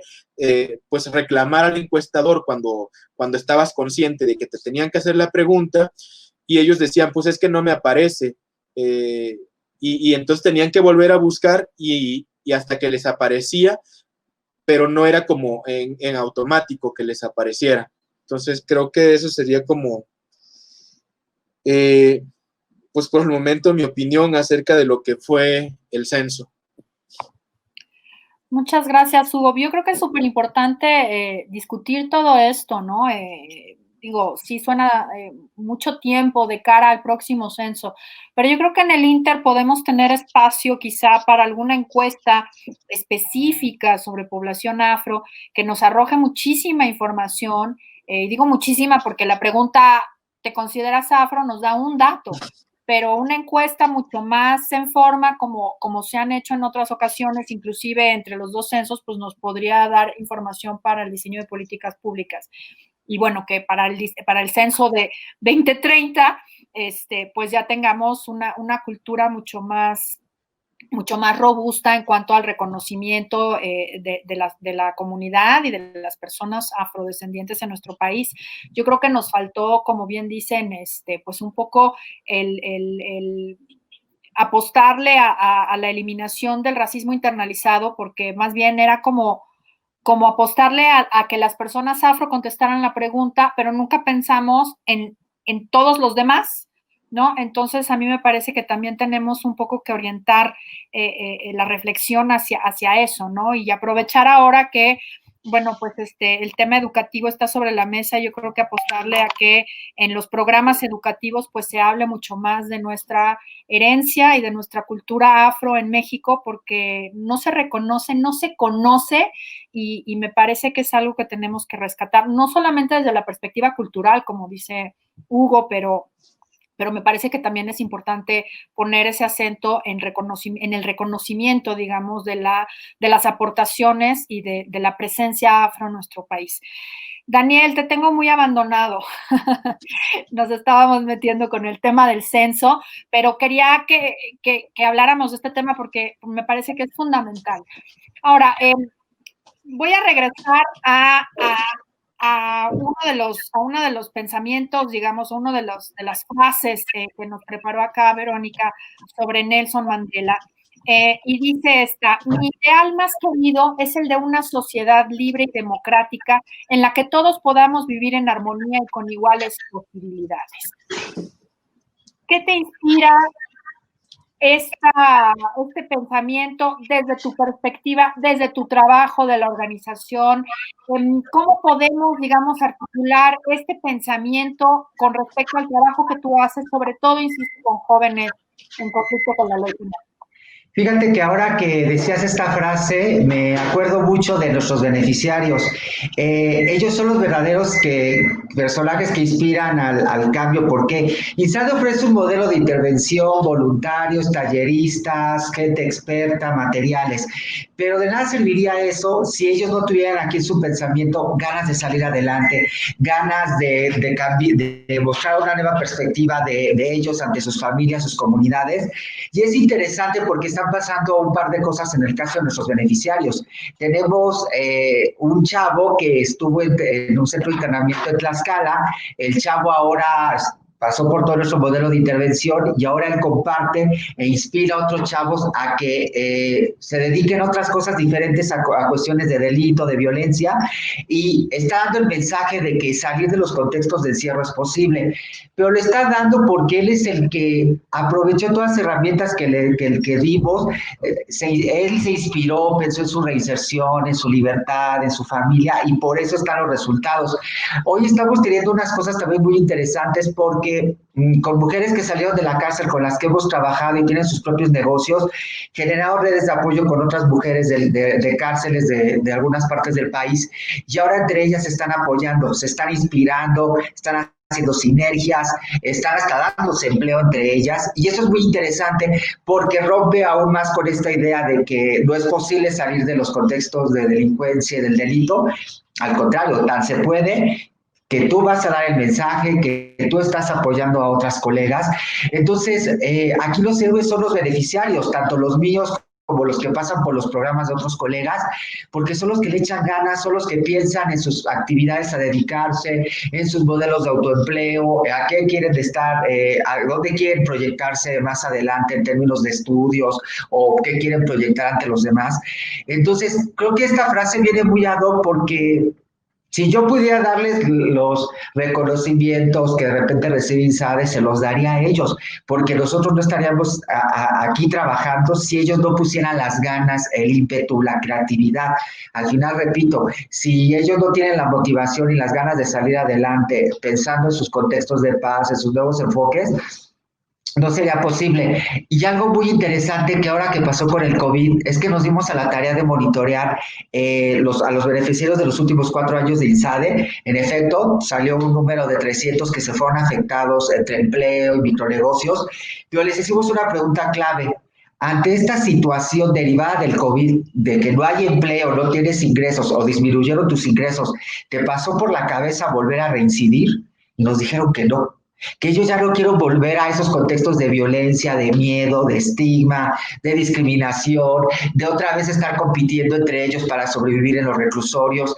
Y es interesante porque a pesar que tenían pocos ingresos o nulos ingresos, que ahí estuvimos asesorando e interviniendo de varias maneras, nunca les volvió a pasar por la cabeza, a pesar que se los ofrecieron, pues volver a reincidir, lo cual es muy padre porque entonces ellos en verdad están mostrando un ejemplo de que es posible cambiar, de que es posible generar procesos de paz, de reinserción en ellos y ellas mismas, y nosotros son cosas muy interesantes que nos estamos dando cuenta. Y creo que una de las claves es mirarlos de frente.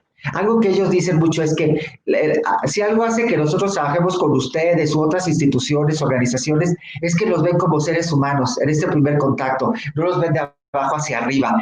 Esa es la primera clave para que ellos sientan que en verdad hay gente que todavía que creemos en ellos. Y creo que si alguien quiere trabajar con personas privadas de la libertad, el mensaje es quitarnos la idea de que no van a cambiar, de que no van a poder reinsertarse en la sociedad.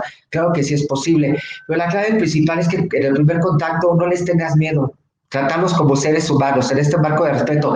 Sí, hay mucho estima en torno a las cárceles, los medios de comunicación, la televisión, whatever. Hay todo un entorno que hasta a nosotros nos pasó al entrar, que nos asocia que hay peligro al interior de los reclusorios, puede que sí, a nosotros nunca nos ha pasado nada afortunadamente, pero tiene que ver también cómo tratamos a la población y sobre todo que también hay que reconocerlo, hay un compromiso padrísimo de las instituciones de abrirle las puertas a organizaciones, escuelas, gente que quiera trabajar en esos contextos, pero la clave del éxito con ellos es trabajo voluntario con ellos sin ser obligados, mirarlos de frente y siempre construir sus procesos de la mano. Eso siempre lo voy a reiterar porque hay muchas personas que creen que pues imponiéndoles ciertas modalidades de capacitación o de formación, pues es lo ideal para ellos. Hay recomendaciones bajo contextos, por ejemplo, de drogas que sí es necesario, pero vamos a caminar con ellos porque justo ellos son los que nos inspiran a seguir generando esas estrategias de reinserción social y a seguir dando el mensaje de que segundas oportunidades son posibles para ellos. Respeto siempre, ¿no? Ante todo, me parece que es siempre la clave, el vernos como iguales y que tiene que ver con las políticas de reconocimiento que desde el principio nos mencionaba Tatiana, ¿no? Esta idea de eliminar la subordinación, desterrar la desigualdad, el ver a los demás como menos iguales, ¿no? La frase lapidaria de la granja, ¿no? Todos somos iguales, pero unos somos más iguales que otros, ¿no? Y va a pasar por ahí un poco. Tatiana, ¿qué acciones crees que debemos implementar para dar atención a los grupos históricamente discriminados y construir, pues, una sociedad justa y democrática? Es la pregunta del millón, digo, facilísima. Obvio. Sí, lo peor es como uno se repite en la fórmula, luego no la puede implementar. No, digamos que creo que también esto lo habíamos tal vez mencionado en la conversación anterior que tuvimos, pero pues yo creo que como que es importante seguirlo diciendo justo para trascender esa idea de igualdad simple o liberal, ¿cierto? Y es enfoques diferenciales, que cuesta tanto, ¿no? Pero como enfoques diferenciales basados en información empírica y no en como en suposición, que eso implica tener pues enfoques territoriales y enfoques contextuales en los que tú puedas efectivamente identificar cuáles son las condiciones en las que ciertos grupos de población están debido a las desigualdades categóricas, digamos, y a las desigualdades estructurales que se acumulan, de manera que puedas construir políticas públicas, políticas de atención y políticas de inclusión desde esa diferencia. Y así como eso, la pregunta al millón es como la fórmula parece muy sencilla, pero la realidad es que lo vemos muy poco en el contexto nacional y en los contextos locales, de manera que yo sí creo que hay que seguir intentando hacer, por ejemplo, esto que mencionaba Daniel, tú haces un diagnóstico basado en las condiciones en las que vive la población. Por ejemplo, cuando tú lo piensas en términos étnico-raciales, lo primero es saber quiénes son las personas que se identifican como afrodescendientes, cómo se identifican, por qué, cuál es su historia. Y un poco eso te sirve para desterrar estereotipos, por un lado, pero sobre todo para diseñar enfoques diferenciales en política pública, porque de lo contrario, pues vas a tener un mismo rasero, esta frase que tú decías de la granja, en donde vas a mantener las desigualdades estructurales y en particular las desigualdades categóricas, o sea, aquellas que están basadas en la diferencia. Entonces, eso es cierto para el caso de género, que es un enfoque que está mucho más visibilizado y como implementado también en política pública, pero tú tienes como que tener en cuenta que cualquier intervención de política pública, cualquier diálogo de ciudad justa, incluyente, igualitaria, si tú dejas por fuera los enfoques diferenciales de los distintos grupos de población con la información construida con esa misma población, pues la política pública te va a quedar un poco coja y en esa medida muy probablemente vas a reproducir estas jerarquías y subordinaciones de las que hemos hablado, ¿no? Entonces yo creo que, pues para la pregunta del millón, esa es usualmente mi respuesta repetida del millón también, pero de nuevo creo que sí hay muy buenos casos de construcción participativa, políticas públicas con enfoque diferencial, y creo que estamos un poco en deuda de seguirlos diseñando. Más, sí, como que porque a veces uno dice, bueno, lo metes en la educación, etcétera. No, o sea, si tú no haces el manual de la historia de la nación con ese enfoque, pues vas a reproducir un poco la estructura más desigual y que perpetúa esas condiciones ya de desigualdad específica para los grupos, ¿no?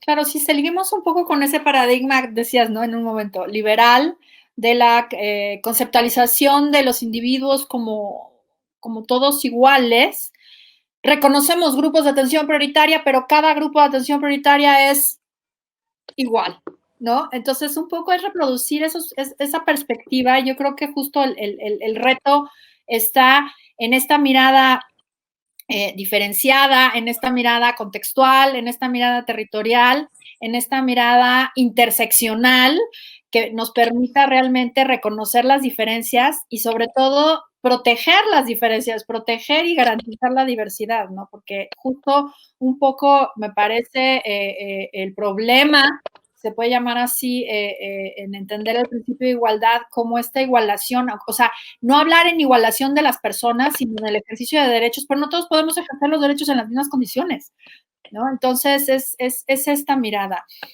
Hugo, ¿cómo ves tú la pregunta del millón? ¿Qué tendríamos que hacer?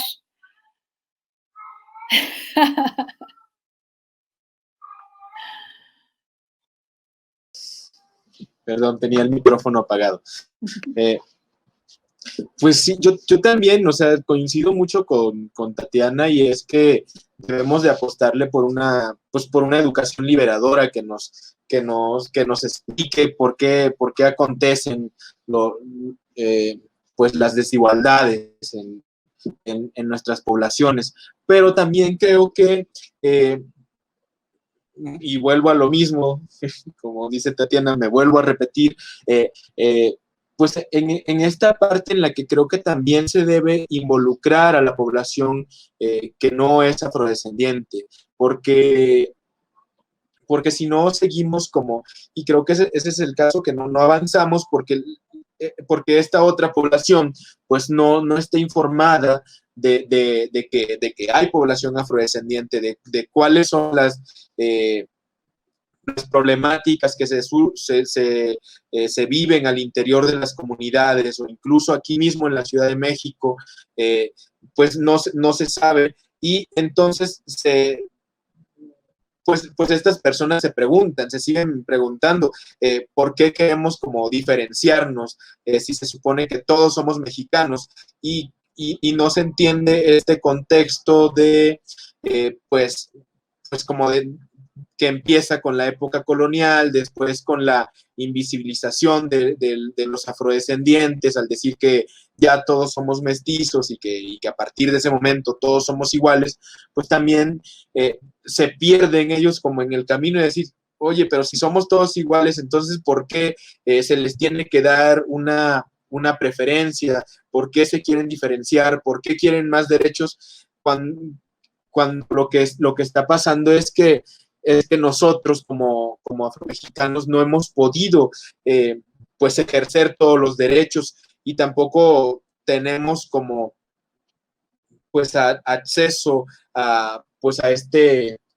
capital cultural del que luego pues sí otras poblaciones sí disponen, y entonces pueden acceder a una mejor educación, y pues ahí poco a poco nosotros como poblaciones afrodescendientes o indígenas pues nos vamos rezagando, y entonces ahora pues en este discurso, pues se nos ve como los culpables, como los que no le echamos ganas, como que somos, pues, no sé, como que no queremos progresar, no queremos aceptar el progreso de una manera.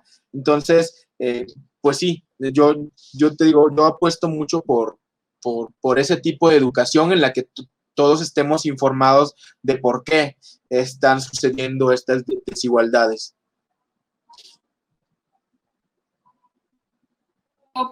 Sí, uno de los temas que a mí en lo personal me ha costado mucho más trabajo transmitir es el tema del privilegio. Y yo creo que tenemos que trabajar muchísimo, muchísimo sobre el tema del privilegio y el tema del privilegio conectado con la tonalidad de piel o la pertenencia étnica.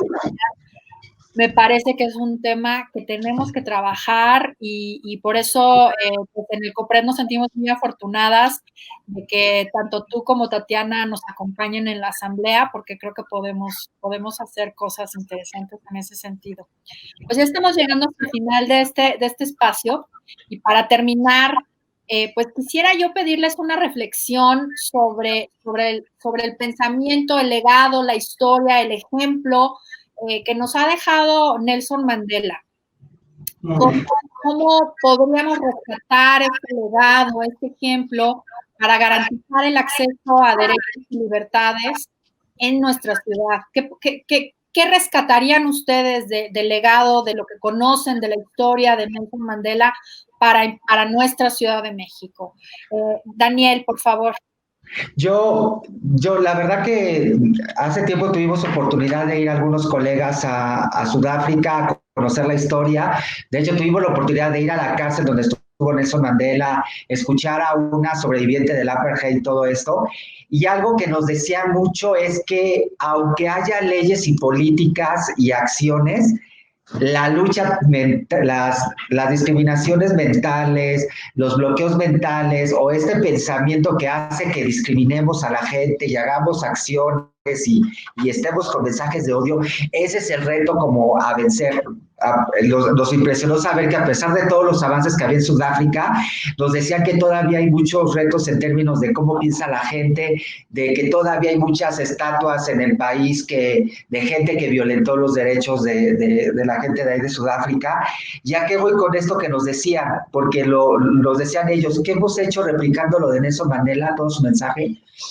No claudicar. Estar ahí, perdón por la expresión, pero decía, yo lo transmito a modo mexicano, estar chingue, frieguele, estar visibilizando las acciones, estar insistiendo, estar continuando generando opinión pública favorable, porque siempre va a haber gente que va a atacar nuestras luchas. A nosotros el INSADE nos atacan mucho de que defendemos delincuentes, tenemos ahí una política de no responder, no reaccionar, no confrontar, pero sí seguir generando estas opciones a los beneficiarios y dar el mensaje que ellos son los protagonistas de su reinserción. Nosotros ponemos todos los elementos, pero dar el mensaje de que sí es posible cambiar. Entonces nosotros de lo que aprendí ahí, de lo que hemos estado aprendiendo mucho en INSADE es insistir, no claudicar, dialogar, generar estrategias, generar sinergias, tratar de jalar actores que posiblemente no se sientan convencidos con la causa y pensamos, nunca nos imaginamos tener a Telmes ofreciendo las aulas a gente que salió de la cárcel y así tengo otros miles de ejemplos, pero insistir, la verdad que hasta los mismos beneficiarios nos impresiona que cuando un posible aliado donante quiere conocer lo que hemos hecho, ellos mismos ofrecen a mostrar su testimonio y se sientan en la computadora y dialogan con el posible donante y aliado.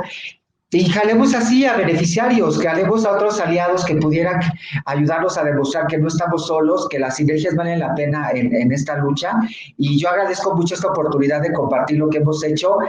Estoy muy feliz de compartir el espacio con mis otros dos colegas porque yo sí reconozco que no sé casi del tema de los afrodescendientes y afromexicanos.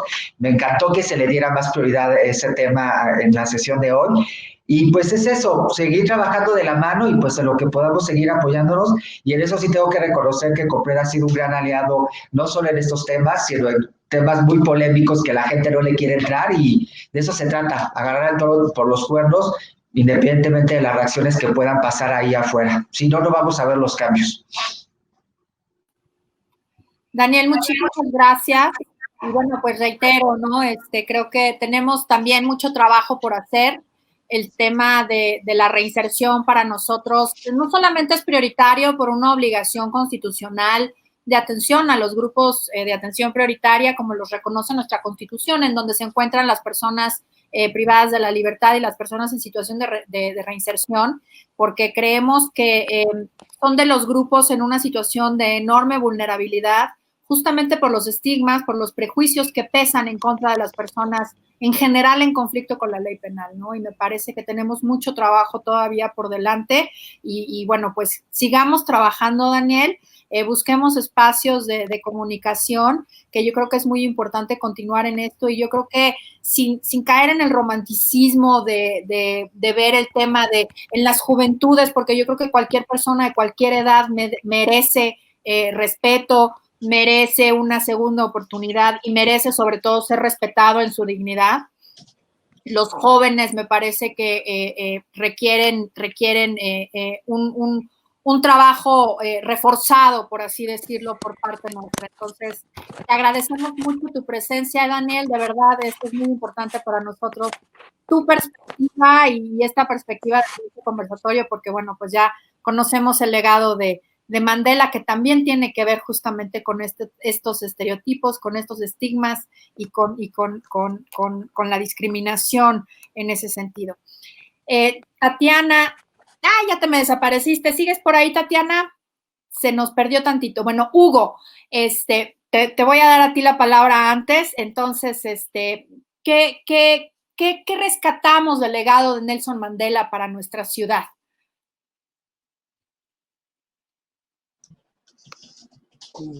Pues creo que uno de los rescates bueno, una de las enseñanzas de Nelson Mandela, creo, es la perseverancia, ¿no? De que a pesar de tener tantas adversidades de frente, no se cansaba, era un luchador que siempre estaba ahí al pie del cañón y que lograba inspirar a través de sus ideales pues a otras personas y que logró también con su visión formar nuevos líderes para que a la hora de que él pues tenía que retirarse por la edad, pues ya había personas con un pensamiento pues construido a través de sus enseñanzas que pudieron seguir con su legado. Entonces creo que para la Ciudad de México pues es un gran ejemplo y yo sí quisiera leer como una de las frases que él tiene pues que sobre la educación que también siempre priorizó mucho esa parte y bueno, la leo. La frase dice lo siguiente: es a través de la educación que la hija de un campesino puede llegar a ser médico, que el hijo de un minero puede llegar a ser la cabeza de la mina, que el descendiente de unos labriegos puede llegar a ser el presidente de una gran nación. Ya se cierra la cita hasta ahí, pero pues entonces creo que pues yo me quedo mucho con esa enseñanza, ¿no? De no cansarnos, de estar luchando, de ir sumándonos a las otras luchas, ahora que conozco también el contexto que nos cuenta Daniel, pues nada, yo me sumo de alguna manera para visibilizar también, pues, qué es lo que está pasando con estas poblaciones que tienen, pues, ahí algún proceso con las autoridades penales. Entonces, me quedo con eso por el momento.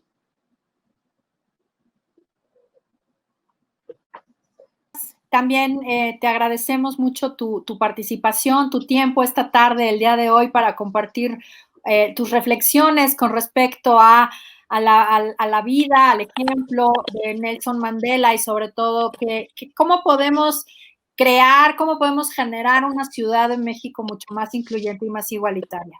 Tatiana, te tenemos de vuelta. Por favor, Perdón. no te preocupes. No podemos dialogar con la tecnología, ese es el problema. Entonces, estamos supeditados Bueno, a lo que ella quiera. Perdón, gracias, no es que se ha ido la Adelante, luz, Tatiana. no hay luz. Bueno, pero muchas gracias.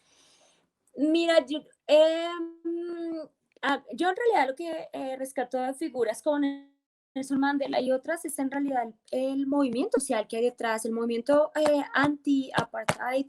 Es un movimiento social que todavía, creo como decía Daniel al principio de esta ronda, que todavía se moviliza con muchísima fuerza para una sociedad que incluya realmente. Eso en términos de igualdad y no discriminación, en términos de propiedad, por ejemplo. Y a decir verdad, digamos, Mandela es obviamente una figura muy visible y cuya historia de vida ha sido muy importante para construir el icono y el simbolismo, pero lo que hay detrás de Mandela es en realidad lo que creo que es más poderoso de la pelea por la igualdad racial en Sudáfrica, y creo que es además el movimiento social que en términos de igualdad racial sigue dando unas peleas estructurales en el contexto sudafricano, y eso a mí me parece que es probablemente el legado más importante de ese proceso, que tiene muchas limitaciones, como efectivamente mencionaba Daniel, en términos formales y en términos sociales, de relaciones sociales. Y sin embargo, tiene actores movilizados que por mucho han aguantado unas condiciones que usualmente no son propicias para la movilización social, pero que siguen movilizándose alrededor efectivamente de las condiciones de vida y de la igualdad. Y yo creo que ahí eso siempre es un llamado de atención importante y algo importante recordar en la medida en que, pues efectivamente, como dice el dicho, una gaviota no hace verano, pero muchas personas movilizándose alrededor de una causa como igualdad sustantiva tiene sentido, y creo que pues el movimiento social es justamente lo que nos enseña un poco cómo ir trabajando, cómo articular, cómo impulsar reformas institucionales y usarlas para generar cambios sociales que se tardan más, que tienen más dificultades, pero que van justamente porque los actores se siguen movilizando más allá del individuo que representa o que encapsula una idea de igualdad. Muchas gracias. También te agradecemos mucho tu presencia el día de hoy, tu tiempo para este espacio que para nosotros, insisto, es muy importante. Y bueno, pues para cerrar, me voy a permitir también hacer una pequeñita reflexión. Para mí, sobre el legado de Mandela, siempre me ha gustado que en sus discursos la palabra libertad tiene mucho significado. Y para mí, una frase fundamental, que reine la libertad, tiene que ver y tiene que recordarnos todos los días que las instituciones, la autoridad, el Estado, las leyes, todo esto que se ha creado a través de las constituciones y de lo que entendemos como Estado moderno, no tiene otro objetivo que permitir y hacer posible la libertad de las personas. Y creo que a veces eso se nos olvida, y que a veces pensamos que las leyes son por las leyes y que las autoridades son por las autoridades y las constituciones por las constituciones y la división de poderes por los propios poderes, y no. Entonces, a mí eso siempre me gusta pensarlo, rescatarlo, y quisiera yo rescatarlo el día de hoy sobre este día que estamos hablando sobre el legado de Mandela, porque en realidad todo esto existe para hacer posible la libertad de las personas. Y sin igualdad no podemos hablar de libertad de todas las personas, solamente algunas podrán ejercer su libertad. Entonces, en este sentido, el principio de igualdad y no discriminación, pues es una herramienta, es un pilar fundamental de la libertad, pues de otra manera solamente algunos, los privilegiados, podrían ejercer realmente esta libertad. Entonces, todo este andamiaje que hemos creado durante siglos sirve justamente para hacer posible que reine la libertad.